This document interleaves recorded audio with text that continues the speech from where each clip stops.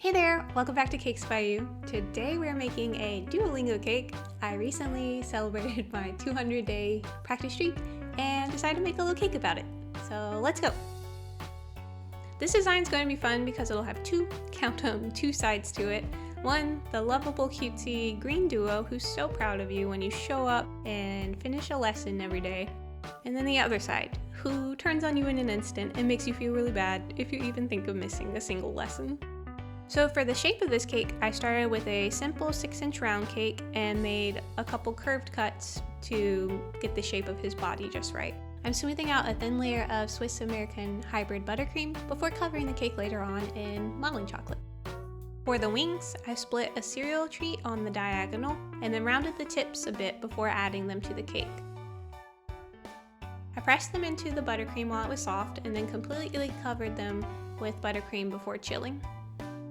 Once the buttercream is firm, these wings are set in place and I can cover the cake without worrying about them moving around. For Duo's feet, I shaped some cereal treats and then covered them with modeling chocolate in an honestly rather unfortunate shade. They looked a bit like Vienna sausages at this stage, but that's okay because I'm going to paint them later. Weenie feet. My design choice really worked out in my favor because this is such an unusual shape for a cake. Doing the covering in two pieces, like a front and a back, was probably a lot easier than it would have been to drape one colored piece over the entire cake. On the subject of two-tone cakes, you want to be sure you have a really nice sharp blade when you're cutting the edge of each of those colors. You want each of those edges to just be one smooth continuous line without snaggles, so that when you press them together, you have a nice, neat seam. I will say that I learned a lot in the process of painting this cake. If you're creating a cake that you want a smooth, solid paint job on, and you plan on using these oil-based edible paints, I would highly recommend completing all of your painting in one go directly after covering your cake. For this one, I painted the green side and then part of the red side, and then I paused for the night and then planned on finishing it in the morning. When I began painting again the next morning, I found that there was a little condensation on the surface of the cake, likely from the change in chilled temperature to room temperature as I was painting. The colors looked a little more streaky and they didn't apply quite as evenly. So how would I fix this in the future? Definitely suggest painting it straight away after covering. Other than that, having a dehumidifier running in the room, or maybe cranking up the AC a little more so that the difference in temperature isn't so drastic, would have helped as well.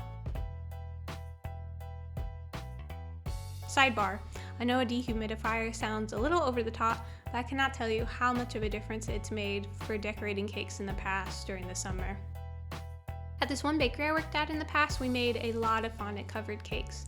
And during the rainy, warm season, we were definitely realizing the fondant was more sticky to work with and causing problems with designs.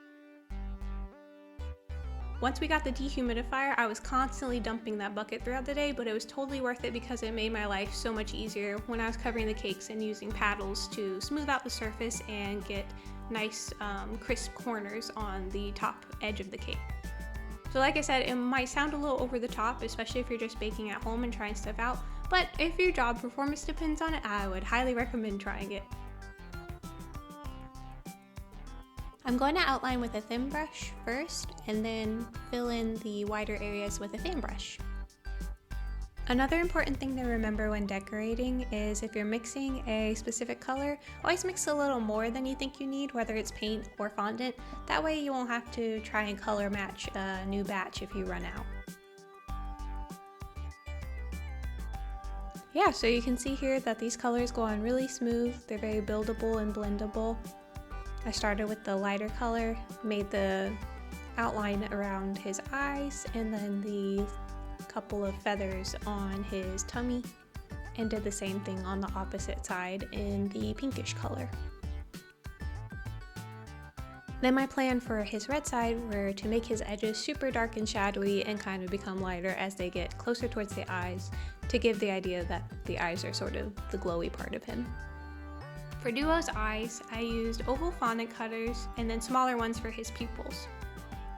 And then I cut further by hand with my X-Acto knife to get the shapes that I wanted. I found that in order to attach his facial features, I had to dab away a bit of the paint so that the surface wasn't so slick, because his eyeballs started to drift down the cake and he started to look a little Picasso-y.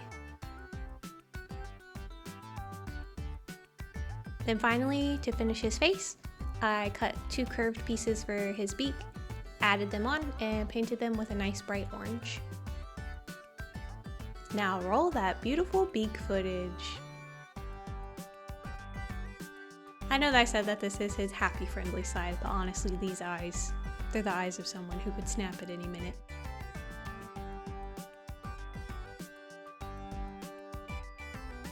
And then I basically repeated the process for the back of the cake with the addition of big angry eyebrows, and his beak is closed, so I just made it in 1 piece instead of 2.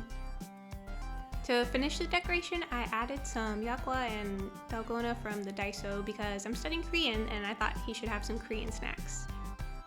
And then for the top of his brow, I'm just going to add a little more shading so that it kind of looks like his eyes are glowing red in contrast. And finally, I'm going to add some white highlights so you can really see Duo's rage and disappointment gleaming in his eyes. Now here he is, our completed Duolingo cake. Let me know if there are any other characters or creatures that you'd like to see represented in cake like this, where it could be a double-sided cake theme. I think that would be a fun prompt for future cakes. But thank you so much for watching, and if you enjoyed this video, be sure to subscribe. See you next time, but until then, happy baking!